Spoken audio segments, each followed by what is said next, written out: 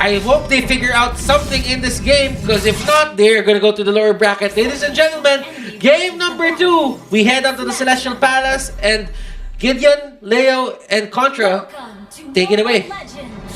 Thanks, Butters. And this game is... I'm hoping it doesn't reach all the way to that 30, but RRQ Hoshi wants to start off strong. And when you got a Bruno, and when you have a Rafaela, you just can't help but to look to push them out of their own jungle. Alright, this is Psycho once more in the roaming role on that Rafaela. And we're trying to decipher slowly what's going on with this lineup.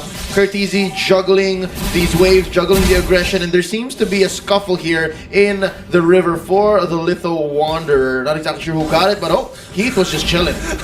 Oh man, and yep, they just ran past him, forced to flicker away this time around.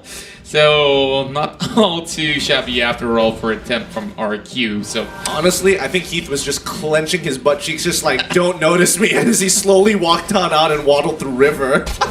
yeah, like this kind of things don't just go by unnoticed. Most often than not in competitive play. Over on towards the lower side, we do have Kenji versus R7. Oh, first blood. No, but he's gonna get returned. Wait, don't tell me he got... Okay, I thought he was executed for a moment there. I was like, no way, the passive would have procced at some point. Would have been amazing. I think that's what he was just hedging on. And right now, look at this. Kenji baiting out R7. Does he know that Hajizi's waiting here? Oh, there you go. Poker trick, clearing the waves, and R7's not having any of it. They go for the crab. I think overall this game is just going to be like a nice and slow pace here, unless RQ wants to ramp it up by adding gasoline to the little fire that they've started so far, especially since both sides haven't really gone too far ahead, and I think even Khalid is just chilling in his lane thinking, I don't really need to do anything and hold and protect myself. Yeah, and speaking of which, I'm definitely keeping my eyes on Hajizi as well, as he'll be setting to go in for those picks up in towards the mid game itself. I'm not sure what kind of patient can he possibly pull up this time, but they're pulling out the turtle. Alright, here we go. Starting it up. That's 4 members of RRQ Hoshi Omega Esports gonna answer back. Turtle at listen half health. Feathered air strike pulled in here by Yelies. Vin gonna be the first target. They're not having any of it. Heath does not have unstoppable force, but he has ejector. Vin gets bursted down, taken out by Hajizi. That's gonna be a trade though. Hajizi destroyed by Albert from the back lines. It's 3 hits from the Bruno. That's going to be 2 for none plus a turtle. 2 for 1 make that.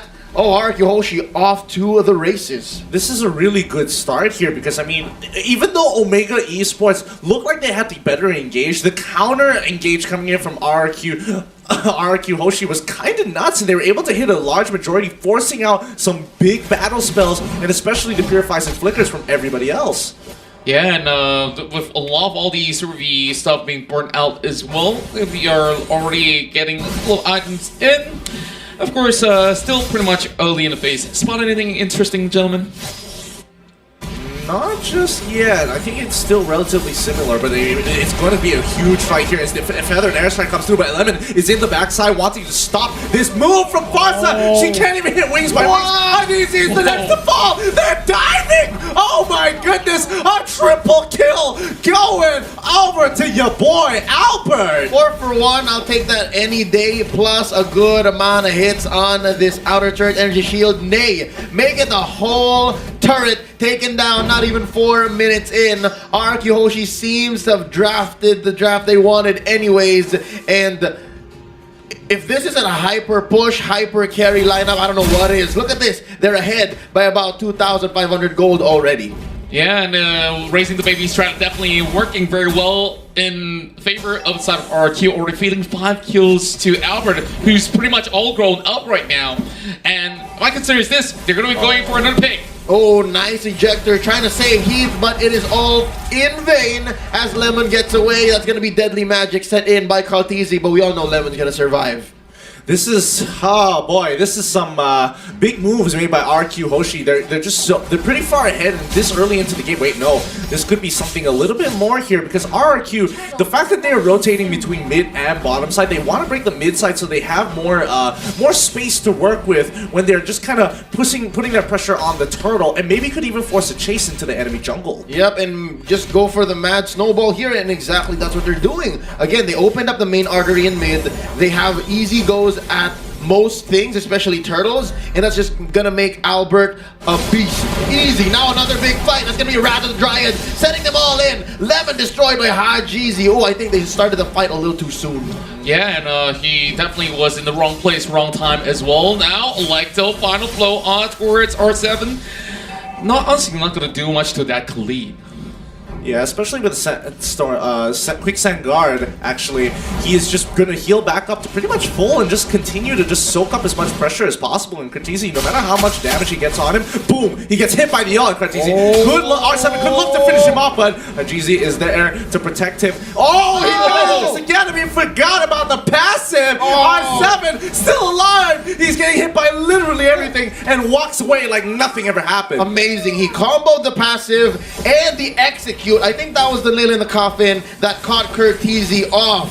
Usually you don't get Curtizi with that, but something's telling me maybe Omega's kind of tilted. Maybe it's getting to Omega. The long game, the 34-minute game earlier, and just this hyper-aggressive draft. Definitely getting in their heads. Just look at the way that he plays the Khalid, just flickers right in, and yeah, there it goes. Doing everything that RRQ needs to do just to get straight, direct in towards the heart, not only the head.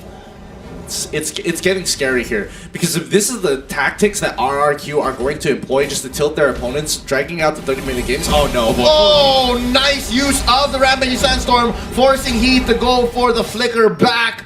Hey, if you're using your opponent's tanks, again, a playmaking tanks, skills and battle spells to just push them back and just go for failed attempt, it's gonna be a non-starter. And if you do this for the next 3 minutes, you're gonna see Albert build up to more than just a Berserker's Fury. I'm seeing maybe a battle, an endless battle in 2 minutes. I suppose, but I think, like, they got the Berserker's Fury. Endless Battle is probably going to be coming up real soon as well, like you said. But is that going to be enough? Like, what happens once Omega has kind of scaled up and, oh, this is a pick? Oh, that's Vin. Oh, he's able to get out despite all the deadly magics. Nice pin down. Imperial Justice onto Heath. And, yeah, you're underneath the turret. You turn it into a chase like this. It's going to be fine. Emoji Esports knows to retreat. Oh boy, yikes, just look at how fast he just melted down right there as he tries to go in for the pickup, but even if they managed to get that catch, the rest of Omega Esports evidently wasn't ready to respond to that pick itself, so not sure if it's miscomm or, you know, something that he hopes to just burst down in the blink of an eye. Oh boy, Albert is so huge. He's literally critting for 1.8k. 1.8k. Let that sink in for a bit, because it's only 7 minutes into this game, going to 8. 1.8k, that's about half of most heroes' life bars at this point. And yeah, no quarter here for this tier 2 turret up top. Rampaging Sandstorm starting it up. That's going to be the Feathered Airstrike pushing them back. But no, they already set their sights on Heath and take down the Jawhead, as well as this mid lane turret inhibitors left standing, save for bottom. This is aggression like we've never seen before, at least in the playoffs, especially with a draft as unorthodox as this. I mean, Albert is enabled and they want more. Look at that damage. Kratisi barely stood a chance. Lemon went over the wall just to try and get him with the Dryads, but luckily Kratisi survives with just a sliver of health. Yeah, Curtizi almost dropped right there, and now I'm just being less speechless on how effective this composition have worked out in figure of RRQ, Hoshi, and Omega Esports now could not really leave the base at the moment. Yep, they got the breastplate up for Kenji, now playing very defensively. Yo, the breastplate on Kenji feels reactionary. It just feels like, oh, I need to build it because we're dying too soon. I honestly feels miserable right now. Looking at the record here, 4-11, about 7k ahead is RRQ Hoshi. This First Lord here, if they don't do anything that just changes the way that they engage, which I'm struggling to find right now, I do think that it's a free Lord already. This one 3 seconds away, and there you go. Albert already has the endless battle. I think that's a later spec coming up next. Oh, they catch a Jeezy off. Albert uses not even the wave of the world just yet. That's a double for the Bruno, and they are going for the throat. They are going for this mid lane inhibitor. Feathered Airstrike being called off by Yelly Hayes. He's saying they're at our gates. They're at our gates. Mayday. Mayday, mayday, they're already calling the red alert right now as Omega Esports forcing their way out of this one, and RRQ, they're looking to close the game. Oh no, that's it, ladies and gentlemen. 10 minutes in, 4 seconds. RRQ Hoshi shocked the world. 2 Filipino teams back to back, knocked down into the lower bracket. Oh.